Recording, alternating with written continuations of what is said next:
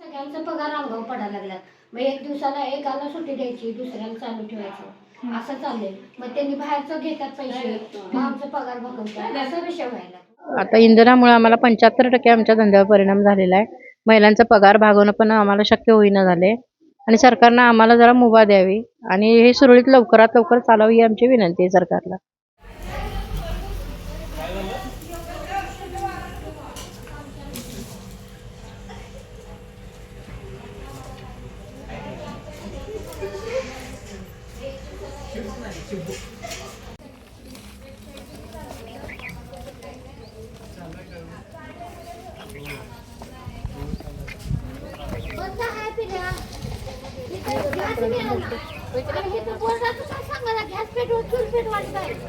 आमच्या आता हे येणार आहे, शूटिंग चालू आहे, काहीतरी बोला जरा बाप लवकर मग म्हणायला लागते. देतो की बाबा, फुकट देतो तुला त्या बोल. या मावशांचा पगार कशाला द्यायचं असं बोला तुम्ही जरा. खर्च काढणार.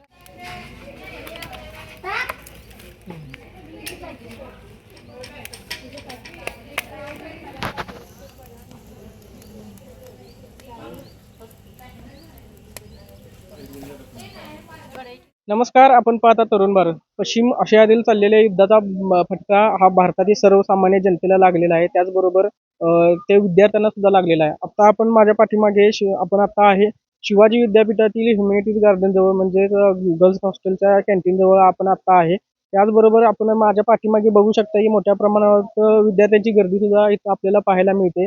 एकंदरीत ह्या सर्व प्रकारानंतर बघता तर मोठ्या प्रमाणावर गॅसचा तुटवडा निर्माण झालेला आहे आणि अशातच सरकारने सुद्धा व्यावसायिक गॅस सिलेंडर कमी केलेले आहेत आणि ह्याचा फटका कोल्हापुरातील प्रत्येक हॉटेल मालकाला, प्रत्येक मेस मालकाला होताना दिसतोय. त्याचबरोबर शिवाजी विद्यापीठामध्ये याची काय सगळी परिस्थिती आहे आणि ह्या संदर्भात काय त्या लोकांची प्रतिक्रिया आहे किंवा त्यांचं काय मत आहे हे आपण जाणून घेणार आहोत आजच्या रिपोर्टमधून. नमस्कार, माझे नाव पल्लवी ओमकार चव्हाण. आमचे कॅन्टीन लेडीज हॉस्टेलच्या शेजारी ओमकार कॅटर्स या नावाने चालतंय. युद्धाच्या पार्श्वभूमीवर आम्हाला सिलेंडरचा खूप मोठा धोका पत्करावा लागला आहे. त्यामुळे आमच्याकडे जी मेस चालते त्यावर खूप मोठा परिणाम झाला आहे. मुलांची संख्या फार कमी झाली आहे व जे काही आमच्याकडे मेनू रोजच्या ह्याच्यामध्ये उपलब्ध असतात ते आम्ही रोज करू शकत नाही आहे. परत म्हणजे ह्यासाठी आम्हाला जर काही गॅस थोडक्या प्रमाणात जरी उपलब्ध झाले तर खूप मोठा आम्हाला त्या गोष्टीवर परिणाम होऊ शकतो चांगला असा. मुलं बऱ्यापैकी म्हणजे 50% तरी मुलं आमच्याकडे खूप कमी झालेले आहेत.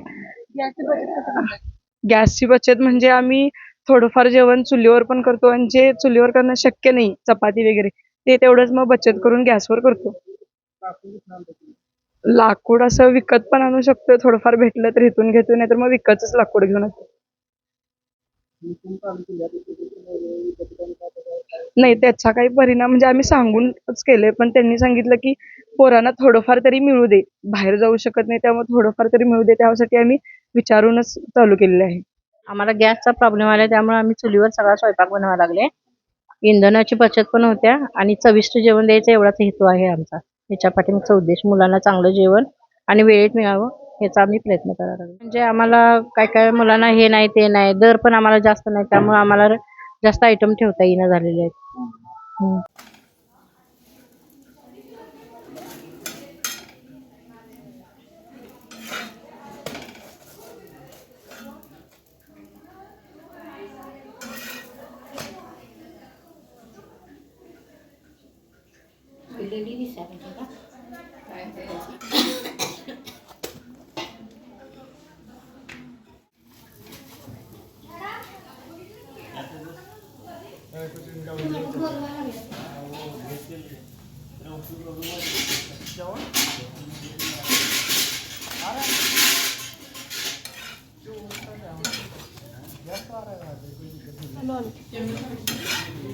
हॅलो.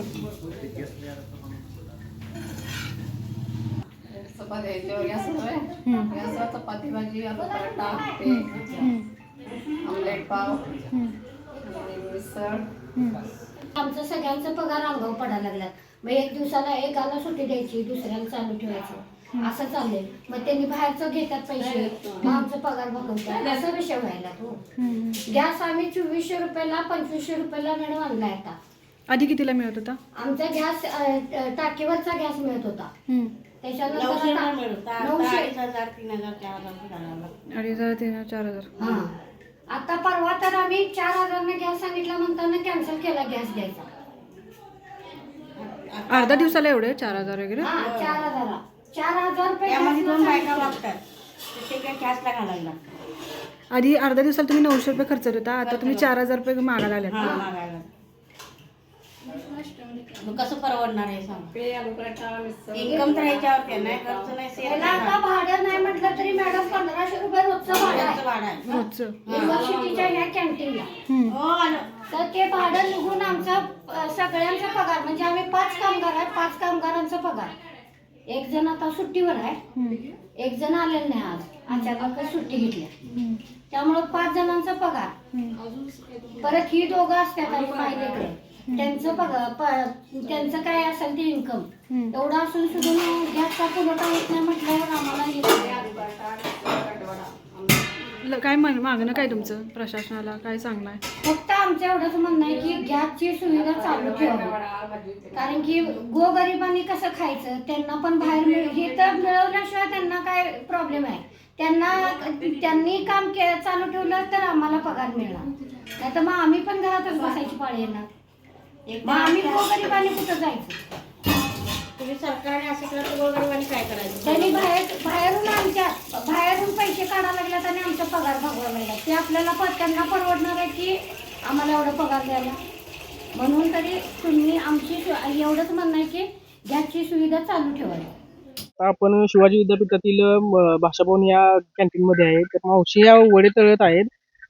तर काय मावशी सांगाल, चुलीवर तुम्ही वडे तळायला लागलाय, गॅसची कशी काय कमतरता तुम्हाला भासायला लागली? भयानक कमतरता भासायला लागलेली आहे आम्हाला. त्या अभावी आम्ही जळण शोधून आणायचं आणि वडे काढायचे अशी आहे. सगळं जेवण पण चुलीवर बनवायची पाळी आली आम्हाला. जळण विकत आणताय का इथलं विद्यापीठात? सापडेल ते आणते, विकत काय नाही आणलेलं. आणि इंधन इथं आहे म्हणून इथलंच वापरते. तर अशा प्रकारे जे विद्यापीठात जे जास्त जे गॅसचे पदार्थ आहेत किंवा जे जास्त गॅस वापरला जातो असे पदार्थ चुलीवर केले जातात. आणि वडापाव असू दे, मिसळ असू दे किंवा अन्य काही पदार्थ असू दे, यांचं चुलीवर हे केलं जातं आणि विद्यार्थ्यांना ते ग्राहकांपर्यंत पोहोचवलं जातं.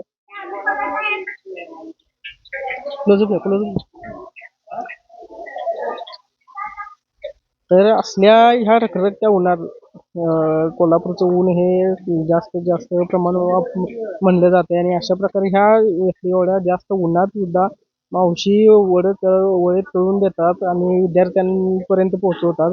आपल्या ग्राहकाला कुठलाही तोटा सहन करावा लागू नये किंवा कुठलाही त्रास त्यांना सहन करावा लागू नये ह्याची त्यांनी खबरदारी 100% घेतलेली आहे. आणि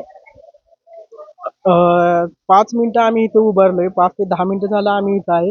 तर आम्हाला चुलीचा हा एवढा त्रास सहन आहे. पण कधी कधी दिवसभर अक्षरशः जोपर्यंत कॅन्टीन चालू आहे तोपर्यंत ह्याचा चुलीचा वापर केला जातोय. तर महिलांना हा त्रास आधी सहन करावा लागत होता आणि आता सुद्धा तो त्रास त्यांना सहन करावाच लागतो.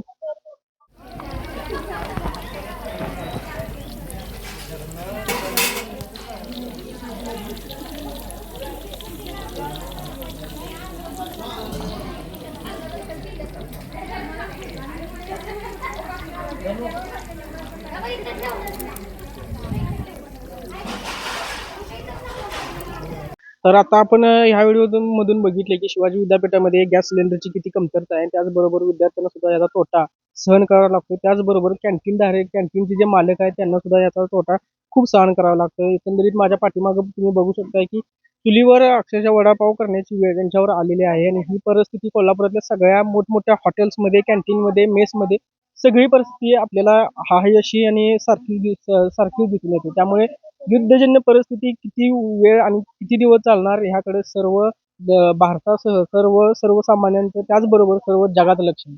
कॅमेरा पर्सन नीता पोद्दार सोबत मी साजिद पिरजादे, तरुण भारत, कोल्हापूर.